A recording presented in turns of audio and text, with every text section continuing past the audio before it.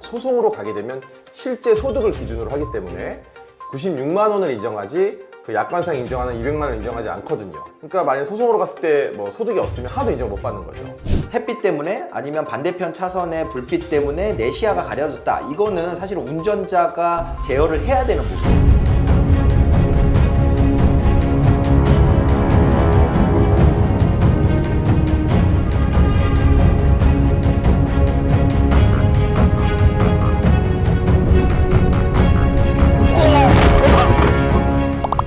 자동차 다소 과속이 있었습니다.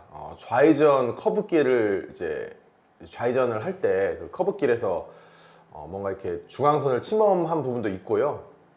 그럼에도 불구하고 이제 그 보행자가 무단횡단을 했다라는 거는 이제 틀림없는 사실인데, 보행자 사고 직후에 바로 응급실로 이제 후송이 됐지만 치료 중 3시간 만에, 사고가 난 지 3시간 만에 그만 사망을 하고 맙니다.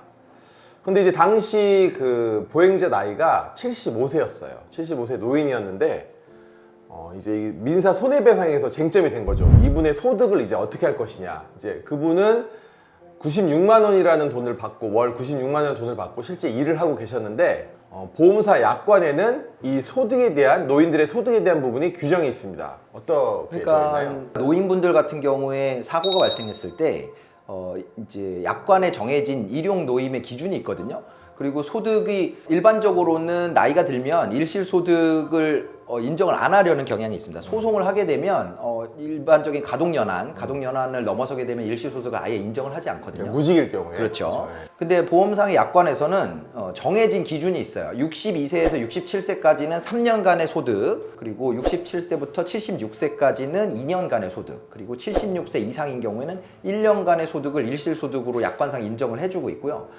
다만 이 약관상으로 인정해주는 일실소득은 일용노임을 기준으로 하는데, 일용노임이라는 게 소송으로 가면 도시일용노임, 농촌일용노임 해서 매년 이 정부에서 고시하는 단가가 있습니다. 근데 약관에서는 그런 노임과 별도로 자기들의 기준에 따라서 정해진 일용노임을 기준으로 요 1년, 2년, 3년의 소득을 산정해가지고 일시소득을 지급하고 있어요. 금액 차이가 있는 거죠. 금액 차이가 있습니다. 최근에 나와 있는 기준으로 하면 도시일용노임이 한 17만 원 정도가 되거든요. 근데 약관에서 지금 인정하고 있는 일용노임은 13만 원 정도, 그래서 4만 원 약 정도 4만 원 차이가. 정도, 하루에 4만 원 정도의 차이가 나고요. 그러면 이걸 한 달 단위로, 한 달에 20일을 일한다고 계산을 했을 때는 한 90만 원 정도의 차이가 발생을 하게 상당히 돼요. 크네요. 그렇죠. 생각보다. 그게 1년치 뭐 이렇게 한다 그러면 1년, 2년치 한다 그러면 뭐 1,000만 원 이상 그렇죠. 차이가 날 수 있는 거죠. 물론 뭐 지금 최근 사고는 아니지만 이 당시에도 이제 마찬가지였습니다. 그런데 너무 이제 보험사 측과 그 과실에 대한 이견이 너무 컸어요. 그래서 소송을 가지 않을 수가 없었던 거죠. 그래서 결국 소송을 이제 가게 됐는데, 아까 말씀드렸듯이 사건의 망인 월 한 96만 원의 소득이 있었습니다. 근데 이제 만 75세잖아요. 그러니까 일용노임, 약관에서 인정된 일용노임이 한 200만 원이라고 봤을 때 더 적은 거예요. 그러니까 그냥 소송으로 가지 말고, 왜냐하면 소송으로 가게 되면 실제 소득을 기준으로 하기 때문에 96만 원을 인정하지 그 약관상 인정하는 200만 원을 인정하지 않거든요. 그러니까 만약 소송으로 갔을 때 뭐 소득이 없으면 하나도 인정 못 받는 거죠. 그래서 소송보다는 약관상으로 이제 보험사랑 합의를 하는 게 더 어떻게 보면 유리할 수 있었는데, 문제는 과실이었습니다.